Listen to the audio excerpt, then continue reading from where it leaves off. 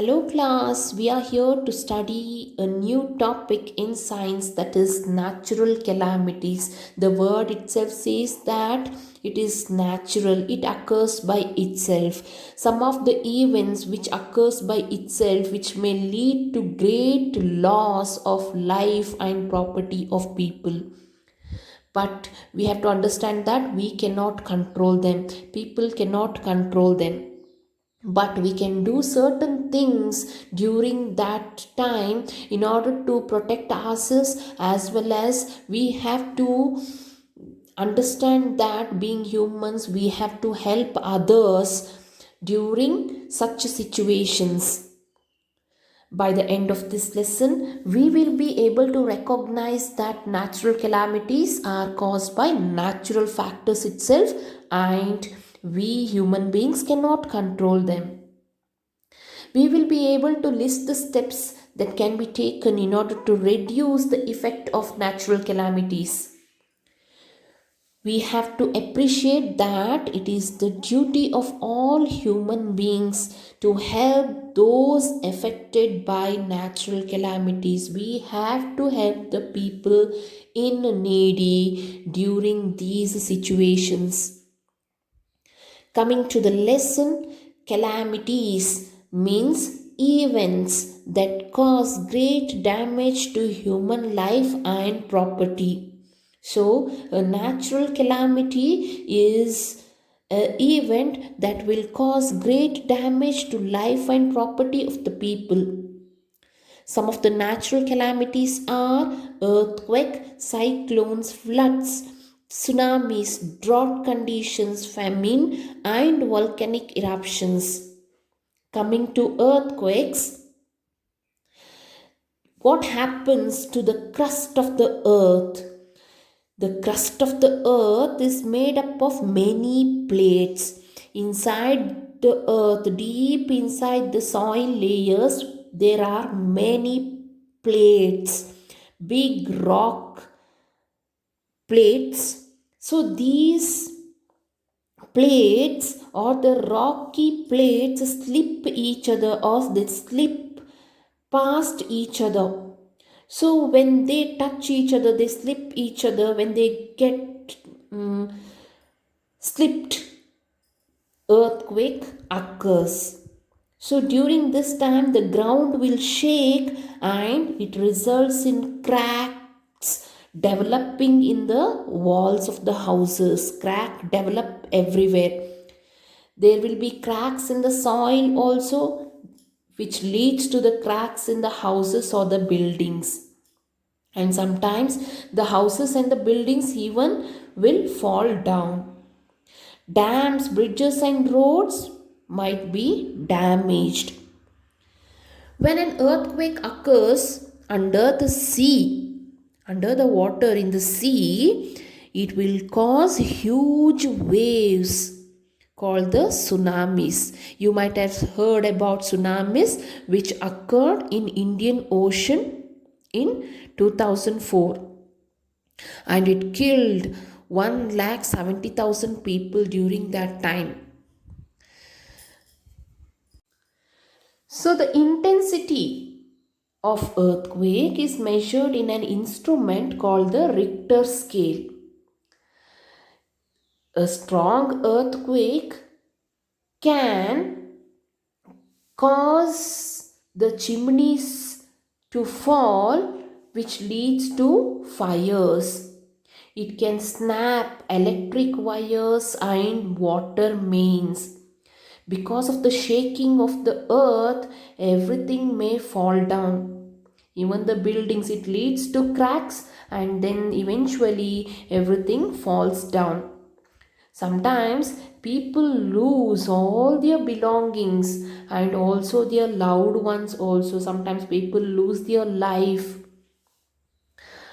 Coming to volcanic eruption, volcanic eruption can also cause an earthquake. A volcano is a hill or a mountain like formation that has a vent, that means a mouth will be there through which the magma and gases come out of the earth. So vent means a mountain. A volcano is a hill or a mountain which will have a opening or a vent or a mouth like structure through which the magma means the rocks, molten rocks, heated rocks, and liquid, we can say that it is a heated liquid, will come out of the earth. When it reaches the surface of the earth, the magma is said to be the lava. So India's only active volcano is located at Barren Islands, which is one of the islands in the Andaman. So we say that actually volcanoes are said to be active volcanoes, dead volcanoes, and sleeping volcanoes. So the active volcano is found in Andaman Islands. After the earthquake, people have to live in tents, isn't it, children? When they lose their life and property, when they lose their houses or the buildings, they, of course, they have to live outside. They have to live in small tents to protect themselves. So until they build their house again, they have to live in tents only, and the government will help the people by providing tents, beds, and basic necessities.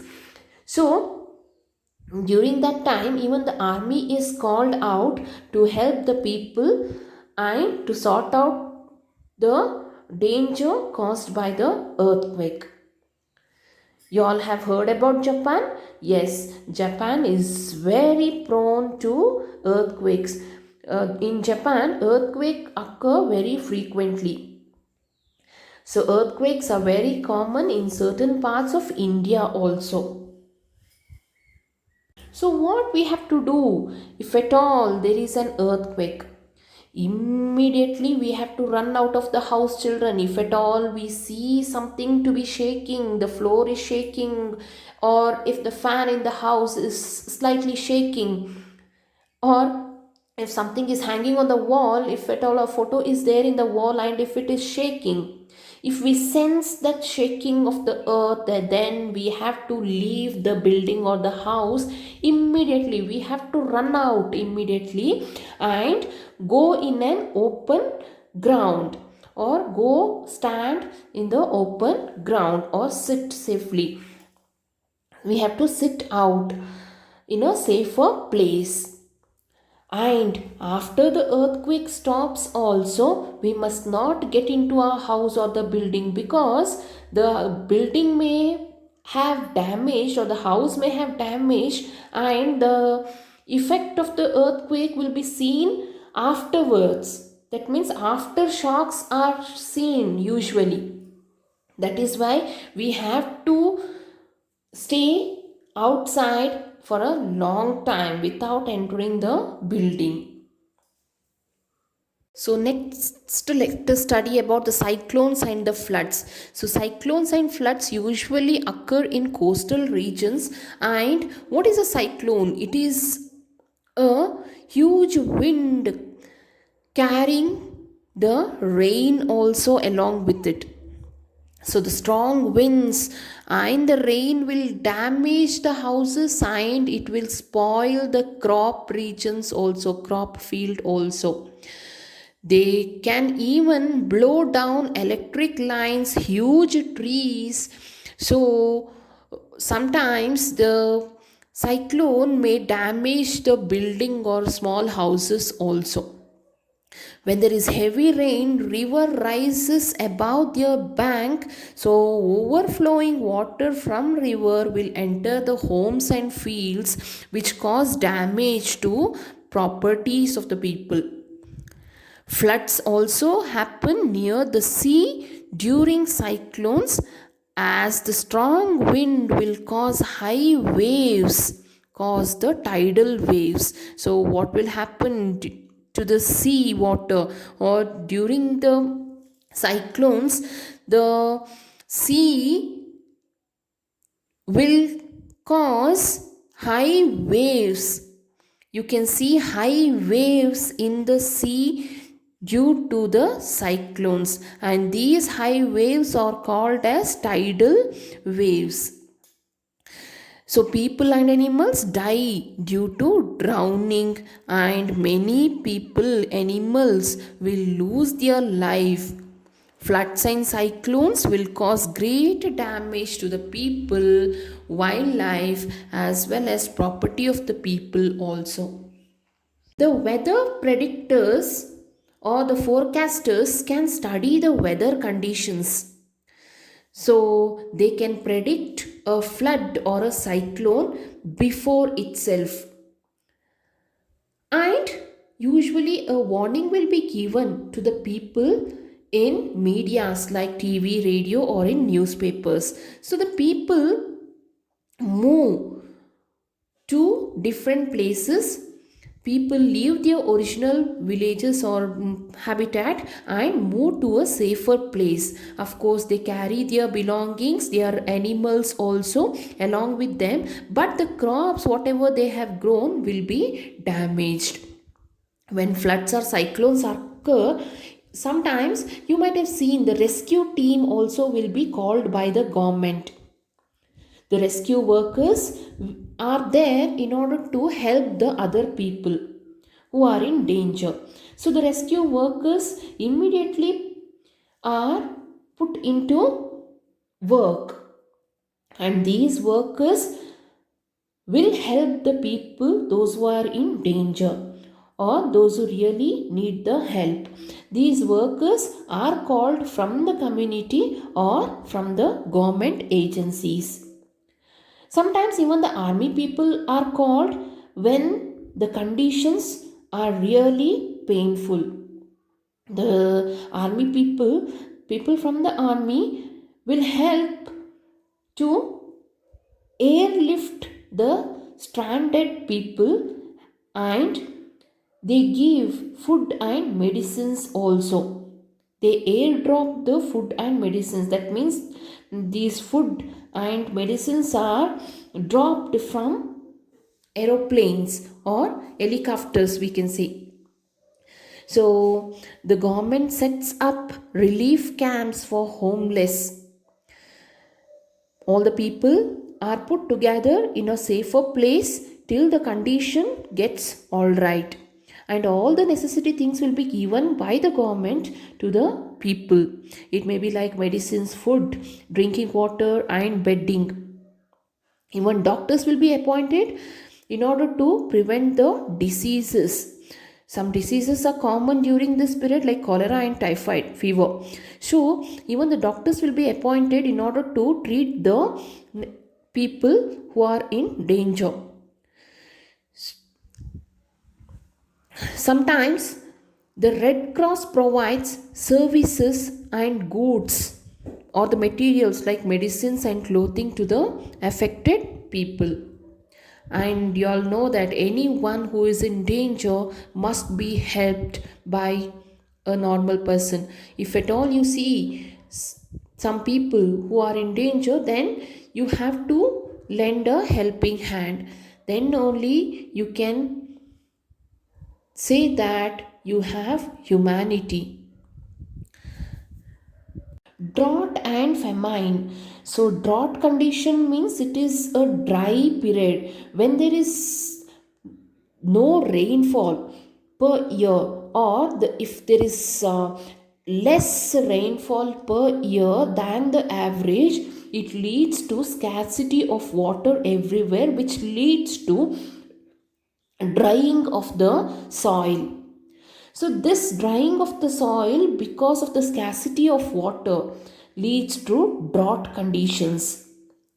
In our country, there were several regions or places which were declared to be drought affected in 2002. States like Uttar Pradesh, Andhra Pradesh, Chhattisgarh, Haryana, Maharashtra, Orissa, Rajasthan, and Tamil Nadu were declared to be drought affected in the year 2002. So, what will happen if there is no rain or no water at all? If there is no water, if there is no rain, The land becomes barren. Everything gets dried up. Even the water sources like reservoirs, ponds, and lakes get dried up. Wind erosion takes place. That means the top layer of the soil will be carried away by the wind. So the fertile top layer will be carried away by the wind, which leads to dryness of the soil. The soil becomes very much dry and hard. And this condition also leads to the groundwater level to drop very rapidly, and people in cities do not get water. Farmers will not have enough water for their crops. All the crops will die and there will be less food for the people. So when there is less food for the people, of course the prices of the food will rise, and the livestock and other animals will die. In severe drought conditions, people may also die due to the lack of food or shortage of food. They may not get food at all. Of course, poor people will die when there is no food for them to eat, when there is shortage of food, when they cannot afford to buy the food, they will die. So, this condition is known as famine. And there may also be widespread diseases, the spread of diseases due to famine condition, and large amounts of money are needed to deal with drought condition, because water and food has to be distributed to large number of people and for their livestock also. So the government and many non-governmental organization will provide money and will help these people living in drought areas. Did you all understand the lesson, children? Hope everybody understood the lesson.